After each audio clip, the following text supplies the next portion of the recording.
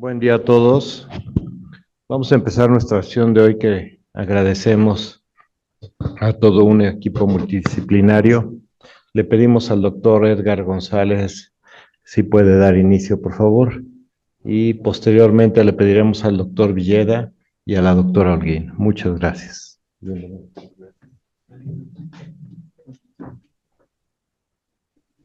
Hola, muy buenos días a todos. Gracias por estar presentes y estar conectados en esta sesión que al final es un caso interesante, multidisciplinario que abordó y comprometió al servicio de ginecología, coloprocto y urología. El caso clínico aún no está resuelto, entonces queríamos presentarlos a su consideración para ver si alguien tiene alguna opinión constructiva en relación al caso y formular conclusiones al respecto. Vamos a empezar con el caso clínico. Se trata de una mujer de 83 años de edad, licenciada, incluso es enfermera, con antecedente de hipertensión y diabetes, todo controlado. Eh, Fumó de 3 a 4 cigarros al día, lo suspendió en el 97, alcohol social, ocasional, y de mayor importancia, tuvo 9 embarazos, 6 partos y 3 abortos. Presentamos el caso porque la paciente acudió a consulta de urogine por síntomas urológicos, caracterizados por un ictámero con un ritmo de 7 por 1 a 2. La paciente refería urgencia urinaria leve, sin incontinencia de esfuerzo, refiere vacilación y digitalización, sensación de vaciamiento vesical incompleto e incluso necesitaba maniobra de Krebs para vaciar completamente la vejiga. Aparte, la paciente tenía síntomas rectales específicos. La paciente evacuaba 3 veces al día con urgencia fecal. Refería incontinencia fecal con una puntuación de Wexner de 15 puntos, con incontinencia sólidos, líquidos, gas, uso de protector y alteración importante de la calidad de vida. Presentaba un pujo normal, con manchado hemático del papel higiénico, tiene una colonoscopia previa normal. Y lo más importante de todo, una importante alteración en la calidad de vida de la paciente. Entonces, revisamos a la paciente y esto es lo que encontramos en posición de litotomía. La paciente tiene no sé si tengamos un puntero, ahí se ve. La paciente notamos un prolapso del compartimento anterior y medio con un probable cistocele. Hacia periné vemos un importante descenso perineal y hacia atrás insinúa un prolapso rectal completo. Con esta historia y con esta exploración física le hicimos una defeco resonancia a nuestra paciente.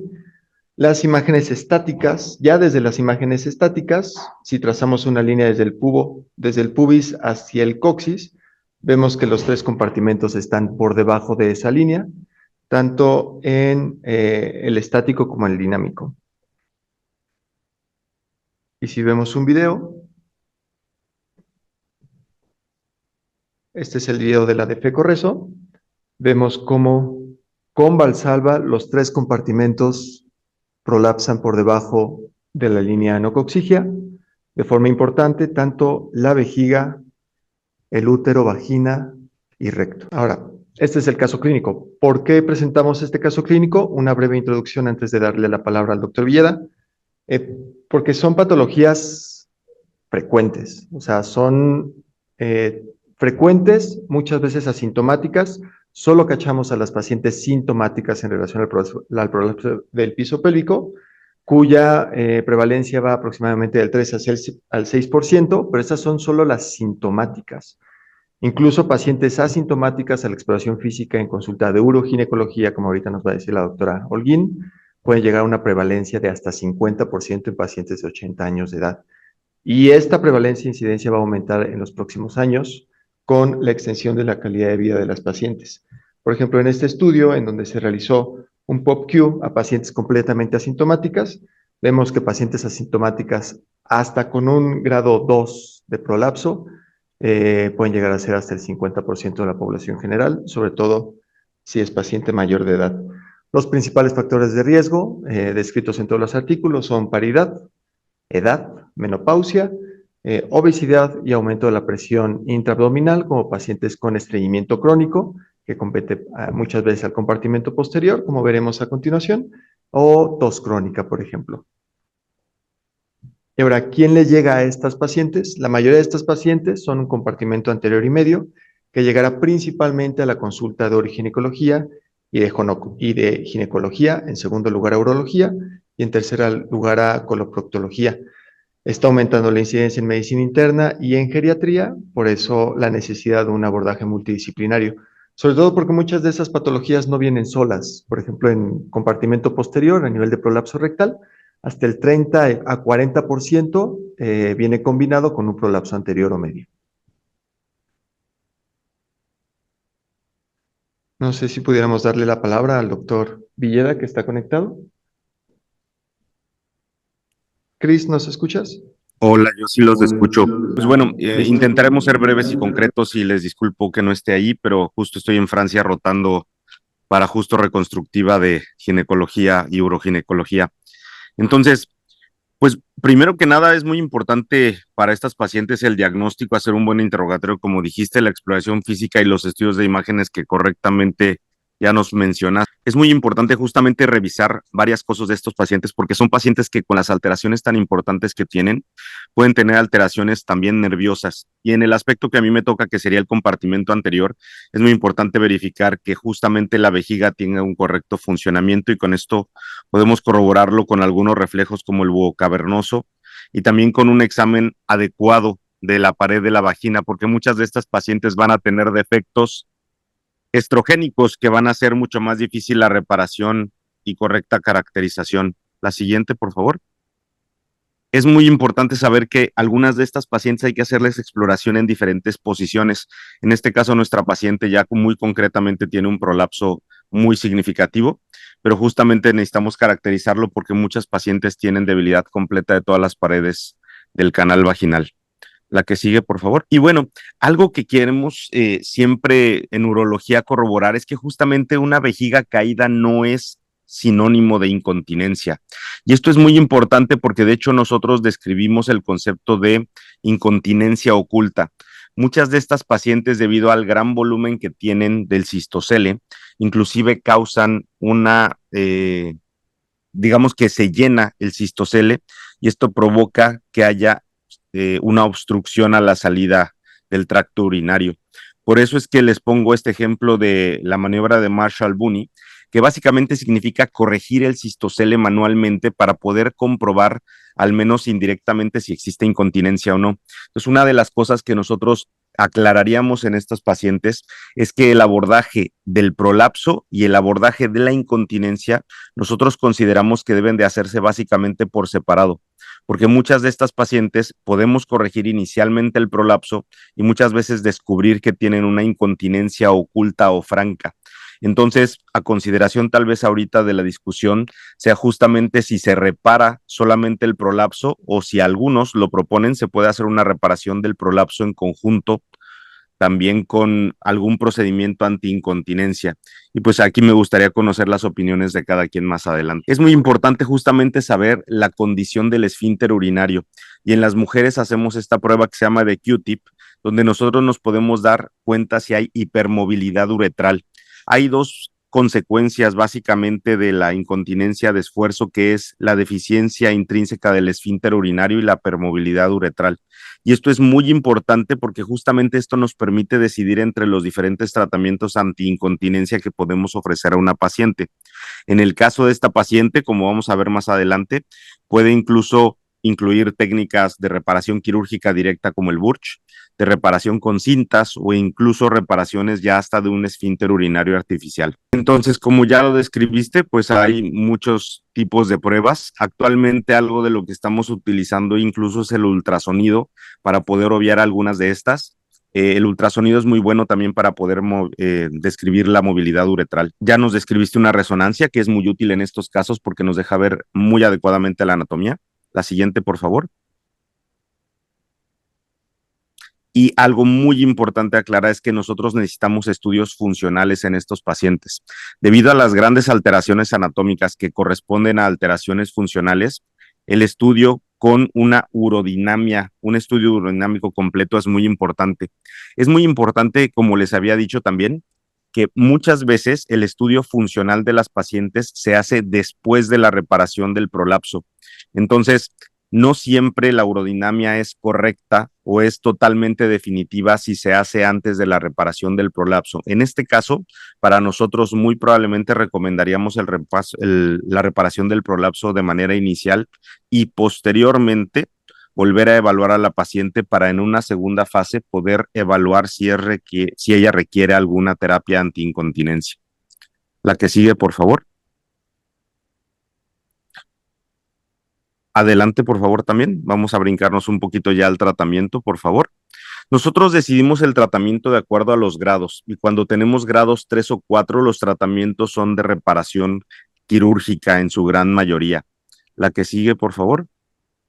Les quiero presentar brevemente algunas de las cosas que hacemos porque justamente el cistocele, como les había comentado, puede promover compresión uretral. Entonces nosotros recomendamos primero reparar el cistocele. Además, es muy importante decir que las pacientes que tienen cistoceles leves y hasta severos tienen alteraciones de la micción posterior a las reparaciones llegando hasta un 52% y un 40% puede presentar incompetencia de esfínter uretral.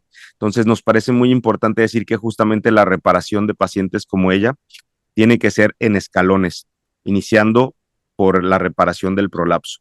Adelante, por favor.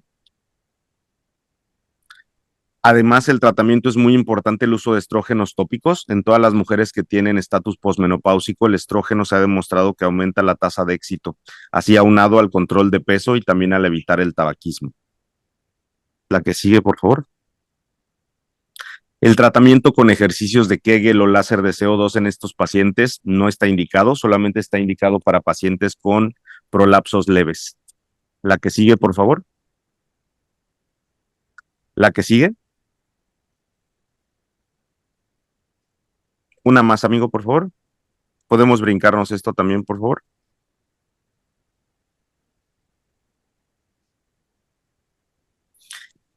Nosotros combinamos muchas veces las reparaciones definitivas con reconstrucciones anteriores, como seguramente lo va a explicar también uroginecología, pero es muy importante decir que por eso hacemos reconstrucciones en etapas.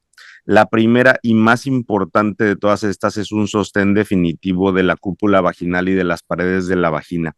¿Podemos seguir adelante, por favor? El uso de pesarios en pacientes como la que tenemos en este momento, creo que no estaría del todo justificado porque tiene un prolapso completo. Algunas pacientes que no son candidatas a cirugía sí pueden tener tratamiento conservador con pesarios. Y muy importante decir que el uso de una malla transvaginal, nosotros por el momento no lo consideraremos como una opción debido a las importantes complicaciones que se han demostrado. Para nosotros, las reparaciones definitivas tendría que incluir una sacrocolpopexia o una colpocleisis, como veremos más adelante. ¿Le das a la que sigue, por favor? La que sigue, por favor. Estos son el tipo de mallas que se podrían considerar utilizar en prolapsos muy graves anteriores, que si se fijan no es como una cinta TBT o como una cinta TOT que sirven para incontinencia, sino más bien esta es una malla de reforzamiento de la pared vesical. Sin embargo, actualmente hay mucho debate, justo ahorita que estoy en Francia, hay mucho debate acerca de las complicaciones de la colocación de estas mallas, porque desafortunadamente varias de las colocaciones que hacemos tiene algunos puntos donde se tiene que colocar a ciegas o fijar los hilos tensores sin visualmente poderlos comprobar. Aquí en Europa poco a poco se están dejando de utilizar. La que sigue, por favor. Y bueno, más importante es justamente creo que el pivote del tratamiento de esta paciente debe incluir una reparación definitiva laparoscópica o robótica con una sacrocolpopexia como les voy a mostrar en los siguientes videos. Adelante, por favor. Este es una reparación de una sacrocolpopexia que hacemos nosotros y es muy importante decir que actualmente de manera laparoscópica o robótica es una técnica que realmente tiene una baja tasa de complicaciones. Es una técnica actualmente ya muy estandarizada y que consiste en hacer un túnel debajo del peritoneo que va desde el hueso sacro hasta la cúpula vaginal. La verdad es que el uso del robot lo hace mucho más fácil y didáctico, y la tasa de complicaciones de sangrado, sobre todo, son bastante bajas. Nosotros, en la experiencia actual que tenemos en cirugía robótica, llevamos más o menos unas 5 sacrocolpopexias con robot. Laparoscópicas hemos hecho más por la facilidad y coste económico, porque recordemos que también muchas veces pacientes de estas características son de bajos recursos socioeconómicos. Podemos ver cómo se hace una disección de la cúpula vaginal. Muchas de estas pacientes, como sabemos, también tienen historia de histerectomía, y si no tuviera histerectomía, se recomienda realizarla en el mismo procedimiento quirúrgico. Pero como pueden ver, justamente se diseca la vagina en su totalidad, se hacen unos flaps peritoneales para que podamos nosotros cubrir en su totalidad la malla que vamos a colocar de fijación para poder realizar una tracción superior de la vagina. Muy importante recordar que cualquier otro tipo de reparación sin un sostén definitivo muy probablemente esté destinada al fracaso, y en el caso de un prolapso completo como este, que es con total exteriorización de la cúpula vaginal, es muy importante hacer una reparación definitiva para que no tengamos una recurrencia. En realidad, la tasa de complicaciones de una sacrocolpopexia sí se tienen que describir, y se tiene que decir que, por ejemplo, en este caso, si se fijan, estamos utilizando una malla de prolene, lo hacemos por el costo, aunque existen mallas específicas ya diseñadas y precreadas para realizar una sacrocolpopexia. La realidad es que se pueden hacer de manera manual, de manera muy sencilla, porque solamente se necesita este tejido de polipropileno para que pueda ser fijado a la cúpula vaginal y posteriormente al hueso sacro. En este caso, muy importante determinar que debe ser sujeta toda la cúpula vaginal. La mayoría de técnicas apoya el utilizar una malla en cara anterior y posterior de la vagina, y posteriormente hacer nudos simples.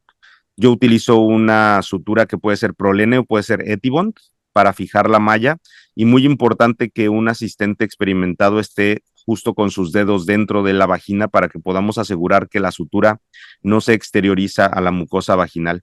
Posteriormente, esta malla se puede colocar por debajo de la mucosa, perdón, debajo del peritoneo, en el túnel que hicimos previamente, y contracción, afortunadamente, debido a que tenemos 3 brazos de rebote, es mucho más fácil hacerlo. Con uno lo fijas, con otro lo suturas, y al final, después de la fijación, podemos fácilmente cerrar eh, el peritoneo residual para que quede completamente cubierta la malla.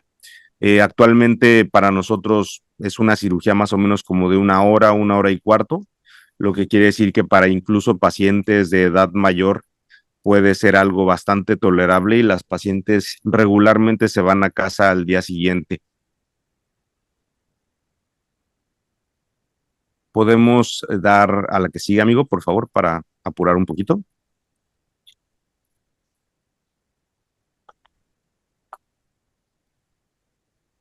Es muy importante también mencionar esta opción de la colpocleisis, que básicamente significa realizar una técnica donde se cierra el canal vaginal, y esto es justamente en pacientes que ya no desean tener actividad sexual, que podría ser otra opción para nuestra paciente. Sin embargo, es muy importante aclarar que la paciente, como vamos a ver más adelante, no solamente tiene prolapso vaginal, sino también prolapso rectal, lo que en conjunto muy probablemente nos haga decidir por una alternativa diferente a la colpocleisis, porque justamente necesitamos un punto de fijación para que podamos resolver ambas consecuencias de este prolapso severo que tiene la paciente. La que sigue, por favor. Y bueno, solamente finalmente me gustaría justo confirmar estas 3 cosas. La incontinencia no es igual a vejiga caída, la vejiga caída no es igual a incontinencia.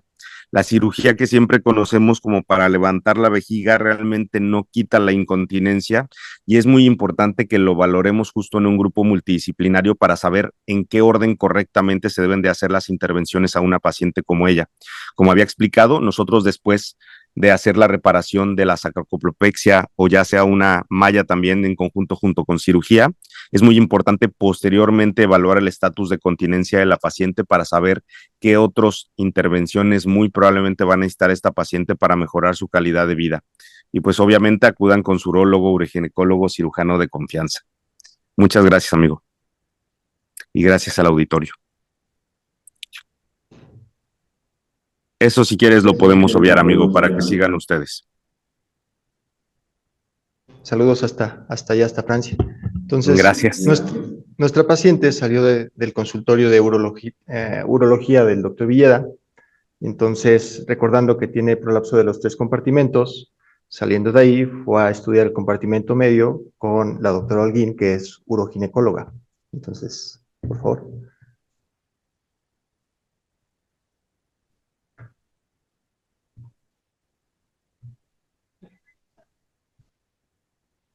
Gracias, buenos días. Bueno, vamos a continuar con nuestro caso. Para recordar los síntomas del compartimento medio, ya hablaron un poco de ellos, pero la paciente se va a presentar con sensación de bulto o presión frecuente, molestia o sensación de bulto va a incrementar cuando haga valsalva o esté de pie. Puede tener disfunción urinaria, incontinencia, urgencia urinaria, como ya vimos, disfunción sexual, puede tener dispareunia, también de acuerdo al grado que tengamos. Y en casos graves vamos a tener úlceras por exposición, como la paciente que vimos, llegan a tener ulcerado tanto el cuello como toda la vagina, entonces ese es a veces el dato que las lleva a la consulta y llegan por un sangrado postmenopáusico. Importante, o sea, la cirugía de prolapso se va a guiar por los déficits anatómicos y funcionales, pero, o sea, lo que va a determinar nuestro manejo principalmente van a ser los síntomas de la paciente. Hay veces que tenemos un grado avanzado de prolapso y la paciente no tiene síntomas y algunas inclusive no se quieren operar. Hay cuestionarios de calidad de vida y de gravedad de síntomas. Estos son 2 de los más usados que están validados en español, el PFDI-20 y el Q7. Y estos valoran la calidad de vida en prolapso. No siempre se correlaciona el grado de prolapso y los síntomas, entonces, como ya dijo el doctor Villeda, los grados 3 y 4 generalmente son quirúrgicos, a menos de que haya una contraindicación. 1 y 2, el tratamiento puede ser conservador. En cuanto a la clasificación POCQ, que es la que utilizamos mundialmente para clasificar el grado de prolapso, hay que recordar que la reproducibilidad interobservador es muy buena para puntos apicales, o sea, el cérvix y el fondo de saco a nivel de la inserción de los úteros sacros. Es menor en los puntos posteriores, el BP, especialmente cuando hay atrofia vaginal o estenosis. Y hay una concordancia de 0.6 en la mayoría de los puntos entre interobservador, que eso puede mejorar con el practicar y estar estandarizando el entrenamiento. Y inicialmente en gente que se está formando, enseñarles a cómo hacer el POCU. Hay encuestas donde solo el 40% de los ginecólogos conoce esta clasificación y la usa porque no es fácil de usar, pero nos ayuda a estandarizar nuestros términos y ver precisamente qué pacientes son candidatas a cirugías de un inicio. Y clínicamente, bueno, nos va a dar objetividad frente a las descripciones subjetivas, podemos valorar cómo está nuestra paciente después de la cirugía y es útil para investigación, auditoría y tomar estas decisiones. La paciente que les presentó Edgar, inicialmente se manejó con un pesario, porque tenía un prolapso apical leve a moderado. Hay que recordar que inicialmente es para grados leves. Se puede usar en pacientes que están en espera de cirugía. A veces, por ejemplo, en el Instituto Nacional de Perinatología, los procesos son lentos y de que una paciente llega y se determina que va a cirugía a que llega a cirugía pueden ser más de 3, 4 meses. Entonces, muchas veces se les ofrece un tratamiento conservador en lo que llegan a quirófano. Si la paciente niega el tratamiento quirúrgico, porque también pasa, hay pacientes que dicen esto no es importante para mí, o la llevó el hijo, la hija o alguien más que vio que tenía el prolapso y no desean el tratamiento quirúrgico. Cuando tienen una contraindicación para la cirugía también puede ser un manejo. Para pacientes que se puede reducir el prolapso. Hay un término que usa el doctor Sassotti que dice un megalapso que, o sea, no se puede regresar el prolapso de tan grande que es el hiato genital. Entonces, esos son pacientes difíciles de tratar con un pesario. Y bueno, cuando está ulcerada, o sea, cuando tenemos sangrado o alguna patología vaginal, está contraindicado el uso de pesario. Esta paciente usó pesario, pero precisamente presentó ulceración, entonces se le retiró en lo que estaba buscando su tratamiento quirúrgico. Y bueno, como ya habló un poco el doctor Villeda, el manejo quirúrgico es combinado. Quiero decirles que ella tiene útero y en particular se pueden hacer técnicas donde se conserva el útero, ya sea o el cervix. Entonces se puede hacer una histeropexia, que también va hacia el mismo ligamento de donde se hace la sacrocolpopexia, que es el ligamento anterior del sacro. Y esta exposición, ya sea que con una malla abracemos el útero o también está descrita la técnica con una histerectomía subtotal, donde dejamos el cuello y este tiene una menor incidencia de exposición de malla posterior a la cirugía porque tenemos más tejido para suturar y la verdad es que lo hace técnicamente más fácil cuando hacemos una histerectomía subtotal, jalamos y entonces eso es una cervicopexia y se puede hacer simultáneamente con el recto, como vamos a ver. Entonces, ya les enseñó el doctor la técnica, pero básicamente si hacemos un manejo quirúrgico combinado, podemos jalar la malla anterior sobre la vagina y la malla posterior entre vagina y recto, entonces el prolapso de compartimento medio y posterior se arreglan con una sola malla. La fijación al sacro ya no la vieron bien en el otro video, pero se usa una sutura no absorbible o también se pueden usar tackers de titanio sobre el promontorio. Si la paciente es grande y se ven muy delgados sus tejidos, puede tener dolor al usar tackers, entonces se recomienda usar una sutura. Y después hay que cubrir la malla por completo para evitar adherencias. Puede haber alguna complicación intestinal si no cubrimos la malla, entonces es importante ese último paso. Las mallas que utilizamos, como vieron en el video, pueden ser fabricadas o pueden venir ya de fábrica. Por ejemplo, esta que está abajo a la derecha está en Y. Esta es de la casa comercial Boston Scientific y esta básicamente están diseñadas para vagina más que nada, sacrocolpopexia, y entonces una malla va hacia adelante de la vagina y otra posterior, pero como vamos a ver, también hay casos donde se tratan compartimento medio y posterior con una sola malla. Las mallas, importante, ha habido muchas complicaciones por mallas y en algunos países solo está permitido el uso en manera abdominal, no vaginal, y es una malla de polipropileno monofilamento macroporo tipo 1. Hay 4 tipos de mallas, como vemos a la derecha arriba. El tipo A es el macroporo, ¿por qué? Porque eso va a permitir que el tejido nativo se incorpore a la malla y digamos que reemplace los ligamentos dañados. La fijación siempre tiene que ser con sutura no absorbible a nivel del ligamento anterior y los tackers, recordar que pueden dar dolor a las pacientes. En este estudio donde se hizo una sacrocolpopexia con rectopexia laparoscópica simultánea, vemos una imagen a la derecha, se jalan compartimento medio y posterior, estos fueron 123 casos, y bueno, hubo complicaciones, 6.2% en la colpopexia, 7.6% rectopexia y combinados 8.6%, entonces no hay una diferencia significativa en hacer los dos procedimientos simultáneos. Lo que sí es que cuando hacemos compartimento medio y posterior va a haber una mayor incidencia de infecciones de sitio quirúrgico y mayor infecciones de tracto urinario. Todas estas dos con significancia.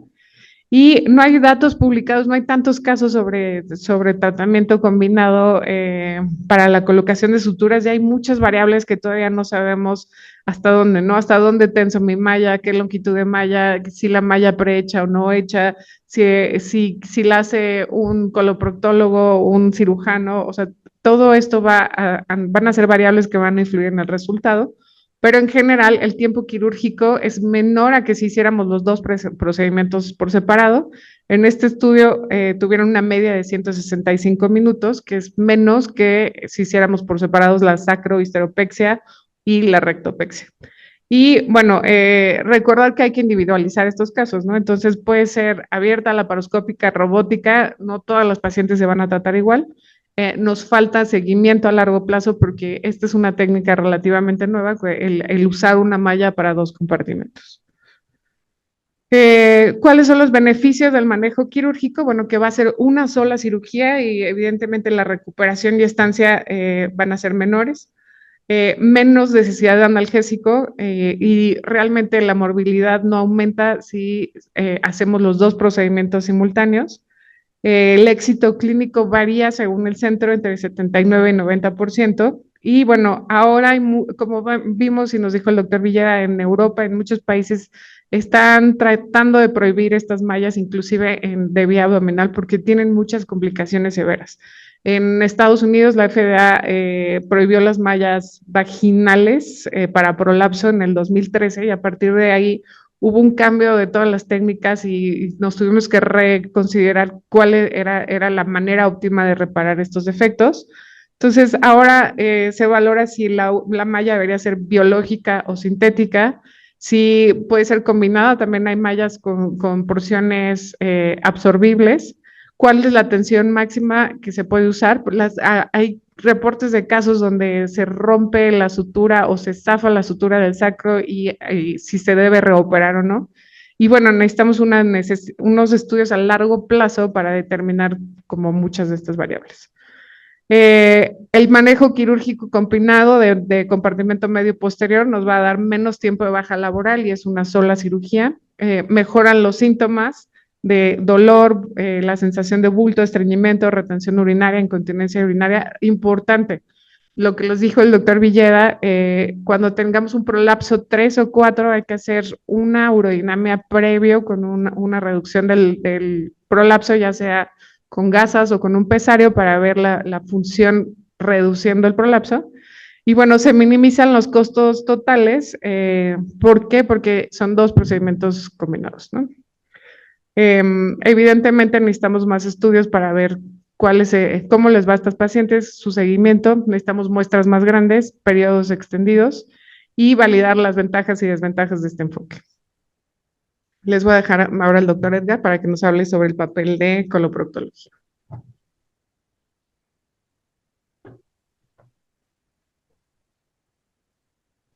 Entonces, hasta aquí tenemos una mujer de 83 años de edad, completamente funcional, con prolapso de los 3 compartimentos, anterior, vejiga, medio, compartimento ginecológico posterior, con una importante alteración en la calidad de vida. Y escuchamos al doctor Villeda, que nos ofreció el tratamiento para resolver compartimento anterior, pegándole al medio. La doctora Holguín, ya tenemos información para resolver el compartimento medio, pegándole al anterior y al posterior, pero nos falta resolver el prolapso de rectal de nuestra paciente para ofrecerle un poquito más de calidad de vida. Llega al consultorio y lo que hacemos en cirugía o en coloproctología es primero, como a todos nos enseñaron, una historia clínica completa, una exploración física detallada. Podemos pedirle a la paciente estudios de imagen complementarios como una defecografía o una defecorresonancia, como le pedimos a nuestra paciente. Las dos nos aportan información complementaria, no necesariamente es una u otra, y para tener una basal, porque al final una cosa es la alteración estructural y otra cosa es la alteración funcional. Primero tenemos que resolver lo estructural y después nos vamos a ir con rehabilitación de piso pélvico para resolver lo funcional. Pero si queremos un basal, le podemos pedir una manometría a nuestra paciente. ¿Cuál es la intención? A nuestra paciente de 83 años con alteración de piso pélvico, mejorar su calidad de vida. O sea, estas no son patologías que condicionen la vida de las pacientes, pero sí su calidad. Resolver su incontinencia o estreñimiento, dependiendo de cómo se presente, y disminuir considerablemente el dolor. Esto es a todas, independientemente de si las vamos a operar o no. Y con esta paciente en particular, hablando del prolapso del compartimento posterior, de entrada la línea de pensamiento es, uno, tomar la decisión. ¿Le vamos a hacer un abordaje transperineal o le vamos a hacer un abordaje transabdominal? Un abordaje transperineal sería ideal en aquellas pacientes, sobre todo pacientes muy mórbidas que no tolerarían un abordaje transabdominal. Nuestra paciente es 100% funcional, entonces no es necesario valorar este abordaje, sobre todo porque tienen mayor recurrencia y si resolviéramos el posterior transperineal, no le pegaríamos al anterior o al medio, a menos que la paciente decidiera una colpoeclisis, como nos comentó el doctor Villeda y la doctora Holguín. No es el caso, entonces nos vamos por un abordaje abdominal. Ya decidimos hacer un abordaje abdominal, la decisión va a ser abierto o mínimamente invasivo. En ella sería mínimamente invasivo, ya sea por laparoscopía o robótica. Y a nivel del prolapso rectal, tenemos muchísimas opciones quirúrgicas, pero tenemos que considerar que no es un prolapso rectal aislado, es un prolapso rectal que se acompaña de compartimento anterior y medio. Entonces, si le hiciéramos una rectopexia posterior en donde fijáramos el recto al promontorio, resolveríamos potencialmente el compartimento posterior, pero no le daríamos al anterior y medio. Entonces, no lo consideramos como una opción viable. O también existe otra opción que se llama Friedman-Goldberg, que es quitar el colon sigmoides, anastomosar y pexiar el recto. Eso no resolvería compartimento anterior y medio en el grado que nosotros deseáramos, y si vamos a una resección intestinal, estaría condicionado el uso de malla. Entonces, esos procedimientos en nuestra paciente no serían los ideales. Y entonces, al final, tenemos para recto el uso de una malla. Ese procedimiento se llama rectopexia ventral con uso de malla, en donde fijamos la malla al perine, disecamos el recto, todo el tabique rectovaginal hacia el piso pélvico y lo subimos y pexiamos hasta el promontorio. Con eso resolveríamos en nuestra paciente el prolapso rectal. Ahora, ¿le vamos a resolver uno por uno o le vamos a resolver todos los compartimentos en una sola operación? Si resolviéramos un solo compartimento que primero fuera con uro, después con urogine y después con coloprocto en 3 cirugías diferentes, realmente la tasa de fallo es más del 50%, con una necesidad de operación de más del 30%. Entonces, lo ideal es resolverlos todos a la vez. Con la misma morbilidad, es decir, si hiciéramos los procedimientos por separado a resolverlos todos en una sola intervención quirúrgica, tendríamos prácticamente la misma morbilidad. Entonces, ¿por qué no ofrecerle a nuestra paciente un procedimiento combinado para resolver los 3 compartimentos? ¿Con qué fin? Satisfacción del paciente, mejorar su calidad de vida. Entonces, en coloprocto decidiríamos poner una malla. Ahora, con una malla al recto resolveríamos el compartimento posterior. Y con los procedimientos que nos han presentado el doctor Villeda y la doctora Holguín, decidimos ponerle también una malla al compartimento medio.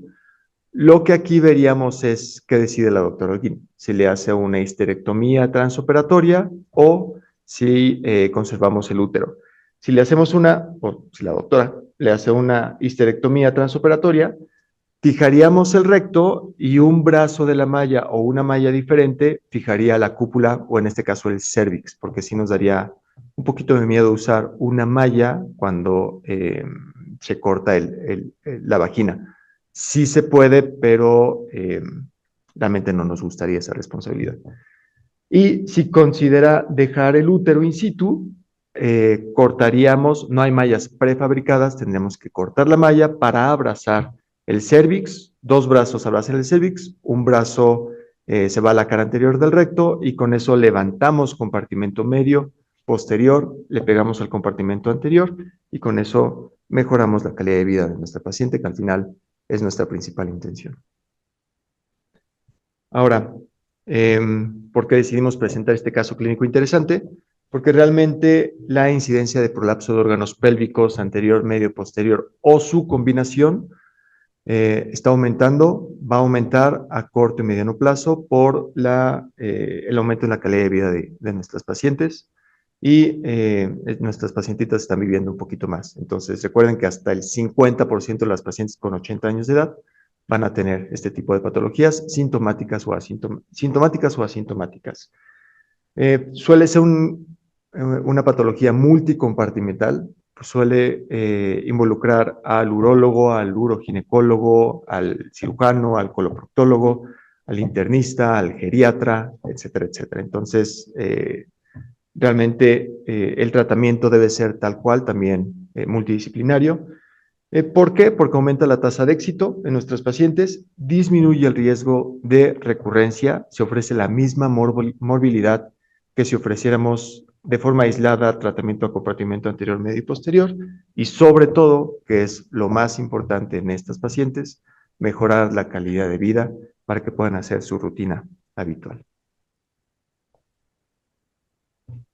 Muchísimas gracias. No sé si en el foro, en línea, existe alguna duda o pregunta, algún comentario. ¿Alguien haría algo diferente?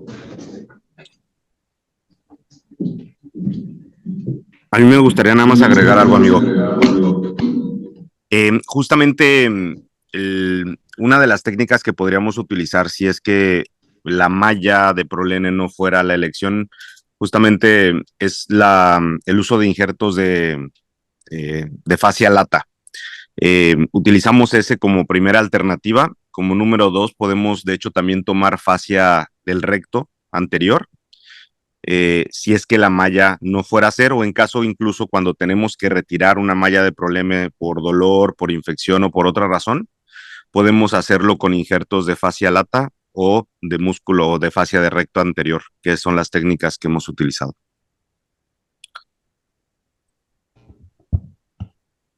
Y si me permites, aquí sí, alguien nos ponía pues, si hacemos histerectomía, si forzosamente estaría indicado uso de malla biológica o de prolene. Pues en particular no.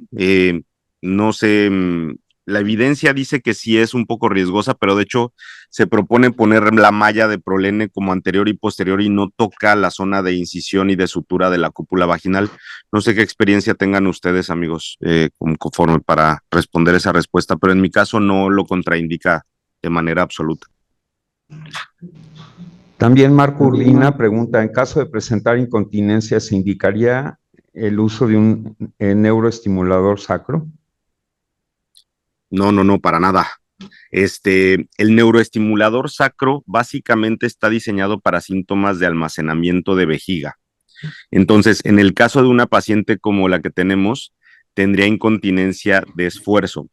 La incontinencia de esfuerzo es por un déficit o algún defecto del esfínter externo. Entonces, el neuromodulador sacro no tiene un papel directamente relacionado al uso para estimular el esfínter externo. Entonces, en esta paciente justo, dependiendo del grado de incontinencia que quedara posterior a la reparación definitiva, primero que nada le haríamos una urodinamia porque pueden existir en conjunto, como dijimos, más de la mitad de pacientes van a tener incontinencia de esfuerzo mixta con incontinencia de urgencia. Entonces, para el componente de esfuerzo no se requiere el neuromodulador. Para el componente de urgencia podría ser una opción, aunque no es habitualmente la necesidad. Y hablando de la incontinencia fecal, que también llegan a presentar un gran número de estas pacientes, en primer lugar, en prolapsos de órganos pélvicos, primero se repara lo estructural. Si uno no repara lo estructural, la mejoría a nivel funcional va a ser limitada. Entonces, tenemos que operar primero y ya después se valora qué porcentaje de mejoría hubo y si fuese necesario hacer algo funcional, entonces ya se aborda de forma definitiva, ya sea incontinencia o estreñimiento, cada una con sus diferentes algoritmos terapéuticos, y de ser necesario para incontinencia fecal, al mediano plazo se podría considerar sí el neuroestimulador sacro, pero a mediano plazo, no inmediatamente después de la operación. Entonces, si ustedes están de acuerdo, propondríamos una rectopexia ventral con sacrocolpopexia. Lo único que nos quedaría es, Andy, si realizarías histerectomía o no. Okay. ¿Hay algún comentario aquí en observatorio? Yo tengo un comentario, perdón. Sí, Daniela. Hola, buenos días. Muchas gracias por la ponencia y es muy enriquecedor tener esta visión multidisciplinaria. Quería preguntar, hay muchas pacientes y sobre todo pacientes de este grupo etario que le temen mucho a los procedimientos quirúrgicos por anestesia, comorbilidades y demás. mencionaron esta otra opción del láser con CO2. ¿Pudieran comentar un poquito al respecto y acerca de efectos adversos o complicaciones que se puedan presentar? Y en caso de, pues, no ser posible, ¿en qué casos sí o la cirugía o alguna otra quizás menos invasiva? Muchas gracias. Ujú. Hola, doctora, soy el doctor Villeda. El láser de CO2 solamente está indicado para prolapsos leves de vejiga, que sería grado 1, de hecho, grado 2 máximo. De hecho, justamente, inclusive no se considera como tratamiento para prolapso, sino más bien se le considera un tensado vaginal. Entonces, las pacientes con un prolapso severo no son candidatas al láser de CO2, a menos de que ya haya sido reparado, como dijimos, de manera definitiva estructural. El láser de CO2 lo que hace es devolver un poco de la elasticidad al tejido y engrosa un poco la capa de mucosa vaginal y tiene que ser utilizado en pacientes posmenopáusicas en conjunto con estrógenos locales. Entonces, realmente el láser de CO2 solamente está indicado para prolapsos muy leves y también está indicado para incontinencias leves. Entonces, en grados mayores de incontinencia o de prolapso, el láser de CO2 no tiene un efecto benéfico a menos de que sea un adyuvante a algún otro tratamiento. En el caso, yo le diría que afortunadamente hoy en día, para las pacientes, si usted llega a conocer alguna que tenga miedo de la cirugía, pues creo que lo más importante decir es que hoy en día la podemos hacer como mínima invasión. Inclusive donde yo me entrené en Inglaterra, estas cirugías las hacíamos de day case, o sea, las hacíamos ambulatorias. Las pacientes se podrían ir a su casa el mismo día. Creo que en nuestro medio lo acostumbrado es que se queden una noche, pero es una cirugía muy tolerable. Las pacientes caminan inmediatamente, se paran. Como le mencioné, la cirugía no es más de una hora, hora y media, entonces realmente creo que podemos controlar bastante bien la tasa de complicaciones y no es muy grande. Además, eh, finalmente, no sé si haya otra opinión, pero las mallas, y esto sí es muy importante aclarar lo que lo mencionó la doctora Holguín y lo menciono nuevamente, las mallas para prolapso ya no se utilizan en la medicina moderna. Hay muchos lugares donde todavía se utilizan. En México yo sé de mucha gente que las aplica y las utilizan, pero realmente en Estados Unidos ya están prohibidas por FDA, en Europa están prohibidas, en Inglaterra, en Francia, o sea, ya no se utilizan las mallas para prolapso porque fueron muy peligrosas y con mucha tasa de complicaciones. Entonces creo que justamente si queremos algo de mínima invasión tendría que ser laparoscópico o robótico. Muchísimas gracias y muchas gracias por la ponencia muy enriquecedora. Gracias y mucha suerte. Gracias, doctora. O sea, una pregunta rápida, ¿las mallas por abajo o por arriba? Las mallas por abajo. Sí, las mallas por abajo, sí están... Pues que hay que recordar que hay dos para prolapso y hay otras mallas para incontinencia. Entonces, las mallas para incontinencia que son conocidas en uro como TBT y TOT, esas tienen banderas rojas, digamos, pero sí se utilizan. Las mallas para prolapso son las que tienen como más warnings o más datos como de peligro, porque justamente se fijaban al sacro y esa fijación se hacía de manera ciega. Entonces eran peligrosas cuando se utilizaban. Hay series que podríamos decir tienen información ambigua, porque hay unas series que se muestran seguras, hay otras no tanto, pero justamente si hagamos esta distinción de mallas, las mallas que nos referimos son las mallas para prolapso que se aplicaban vía vaginal. Las mallas abdominales hasta ahora, como dijo la doctora Holguín, sí tienen como ciertos warnings o ciertos detalles de cuidado, pero no están contraindicadas las mallas de aplicación abdominal. Entonces, por eso la ¿Alguna propuesta otra de hacer... pregunta? ¿Algún comentario ahí en Santa Fe o acá en Observatorio por Zoom? Hola, doctor. Soy el doctor Sí, Francisco por favor. Molina, coloproctólogo.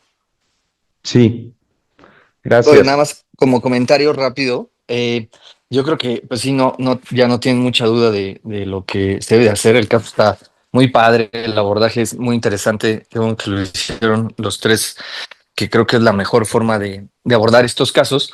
Y sí, la rectopexia con la colpo sacro es la mejor opción. Creo que si tienen el recurso, el robótico es mucho más cómodo y permite fijar muy bien estas mallas y poner puntos. Eh, Evitar los tackers en ese sentido, si se puede. Yo normalmente siempre utilizo una malla de Prolene, un Ultra Pro, que es macroporosa, ultra ligera, para poder poner, para poder fijar tanto el recto como la vagina anterior y posterior. Yo sería de la idea de que si se haga una histerectomía, ya que decidan si sea subtotal o no, pero sí ayuda muchísimo para tener mejor control y tracción de la cúpula vaginal. Eh, yo las fijo con puntos más bien de suturas monofilamento absorbibles, que puede ser monocril o PDS del 3.0 sobre el recto usualmente, y creo que sobre la vagina también es bastante seguro. Y lo que sí llegamos a utilizar cuando lo hacemos en conjunto con ginecología es ponerle algunos óvulos de estrógeno antes a la vagina, porque están bastante atróficas y entonces permite como que tengas una mejor pared para poder fijar la malla. Eh, Creo que si todo va bien, podrían tener buenos resultados de incontinencia, por lo menos fecal. Entiendo que urinaria no se espera mucho, pero finalmente si no existe el recurso también del neuromodulador, si se tiene la solvencia o el seguro para poder utilizarlo. Pero creo que eso sí sería lo más adecuado, tal cual lo plantean ustedes. Gracias. Doctor Molina. Yo sí tendría una pregunta dentro de toda mi ignorancia. ¿Por qué no hacerle primero la histerectomía, ya que esto cicatrice bien y sepamos que no hay riesgo de que haya alguna dehiscencia de los puntos de sutura de la cúpula vaginal? Pues ya después proceder a poner todas las mallas que quieran sin la consecuencia que podría suceder en este caso. Es nada más mi pregunta de ignorancia, ¿no? La verdad es que no tiene una indicación real de patología uterina, excepto el prolapso, entonces se puede hacer una histeropexia, que es básicamente fijar el sacro del útero, o hacerla subtotal precisamente por las dos ventajas, que es que no contaminemos nuestra cirugía y que sea una cirugía limpia, y dos, porque tenemos menos incidencia de exposición de malla cuando fijamos el cervix en lugar de la vagina. Y bueno, le ahorramos una cirugía a la paciente. Es una paciente de 83 años que se puede resolver en una sola cirugía en lugar de dos. Muchas gracias. Si hay algún otro comentario, si no, pues damos por terminada la sesión el día de hoy. Se les hará llegar sus cartas de agradecimiento. Yo creo que este tipo de sesiones multidisciplinarias son muy importantes. La semana que entra, el Departamento de Epidemiología nos va a presentar la relevancia de la farmacovigilancia en la atención multidisciplinaria intrahospitalaria. Les recordamos de estos cursos, ya son vecinos, van a ser esta semana, el curso internacional teórico práctico de nutrición y rehabilitación en el paciente crítico, impartido por la doctora Janet Silva. Simultáneamente va a haber un curso de cirugía laparoendoscópica para el correcto manejo de las hernias inguinales, ahí también van a hablar mucho de las mallas famosas. Y el curso, ya se acerca el curso tradicional del doctor Pastor Luna, que en paz descanse, 19 y 20 de septiembre, de reanimación en sala de operaciones. Vamos a tener una presentación del libro en agosto del doctor Maya. Esta es una guía para padres y madres con pacientes con labio y paladar hendido. Y les recordamos que participen en la encuesta, la tienen todos en sus mails y en los chats de la asociación. Mañana cierra a las 7 de la noche. Tenemos una muy buena participación, pero entre más participantes de la asociación médica, más información vamos a tener para poder llegar a una conclusión. Les recordamos de las jornadas, ya estamos a punto de cerrar el cupo de las jornadas, ya que tenemos que presentar una lista de pasajeros en breve. Gracias.